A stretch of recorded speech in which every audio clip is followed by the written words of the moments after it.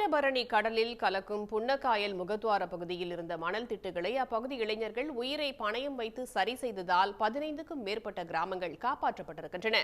கூடுதல் விவரங்களை தருகிறார் செய்தியாளர் அறிவரசு. விவரங்களை சொல்லலாம். கடந்த திங்கட்கிழமை முதல் சீறி பாய்ந்த தாமிரபரணி ஆற்றின் வெள்ளம் கடலில் கலக்கும் புன்னக்காயல் முகத்துவார பகுதியில் தற்பொழுது வலிய தொடங்கியுள்ளது. சுமார் 1,65,000 கனஅடிக்கு மேல் தண்ணீர் வந்ததினால் புன்னக்காயல் கிராமமே தனி தீவு ஆகியது. புன்னக்காயலில் உள்ள மீனவர்கள் கடலில் கலக்கும் அந்த முகத்துவார பகுதியில் உள்ள மண் மேடுகளை அந்த தாமிரபரணி ஆற்றின் சீற்றத்தினை எதிர்த்து இயந்திரங்கள் துளைந்தி மனித உழைப்பால் சீறி பாய்ந்த தாமிரபரணி ஆற்றினுடைய அந்த முகத்துவார பகுதியில் உள்ள மண் மேடுகளை கைகளால் அகற்றியதினால் தாமிரபரணி முகத்துவார பகுதியில் உள்ள சுமார் 15க்கும் மேற்பட்ட கிராமங்கள் நீரில் மூழ்காமல் காப்பாற்றினார்கள். இதன் கழுகு பார்வையை நீங்கள் பார்க்கிறீர்கள்.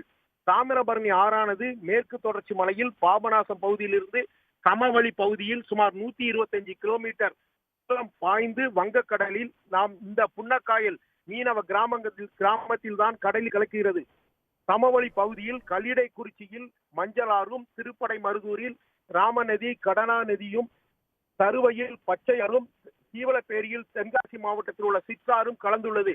சுமார் 45,000 கனஅடி தண்ணீர் அணைகளில் இருந்து வெளியேற்றப்பட்டாலும் இந்த கிளை நதிகளினால் தாமிரபரணி ஆற்றில் வெள்ளம் கரைபுரண்டு ஓடியது.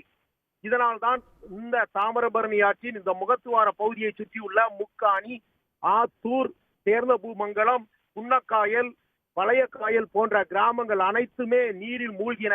கடந்த 5 தினங்களாக எந்தவித தகவல் தொடர்பும் மின் வசதியும் இல்லாத இந்த கிராமத்தில் உள்ள இந்த தாமிரபரணி ஆற்றின் அந்த முகத்துவார பகுதிகளில் தற்பொழுது தண்ணீர் வலிய தொடங்கியதினால் இன்று முதல் புன்னக்காயல் ஊரானது சாலை மார்க்கமாக வருவதற்கான வாய்ப்புகள் ஏற்பட்டுள்ளது. கடந்த 5 தினங்களாக இந்த கிராம பகுதிகள் முழுவதுமே முற்றிலும் துண்டிக்கப்பட்ட நிலையில் இந்த மீனவர்கள் அந்த இரவு நேரத்திலும் சீறி பாய்ந்த அந்த தாமிரபரணி ஆற்றினை எதிர்த்து மண்மேடை அகற்றியதனால்தான் இந்த பகுதியில் உள்ள பல கிராமங்கள் காப்பாற்றப்பட்டன என இங்கு உள்ளவர்கள் தெரிவிக்கின்றனர். இதன் கழுகு பார்வை காட்சியை பார்த்துக் கொண்டிருக்கிறீர்கள்.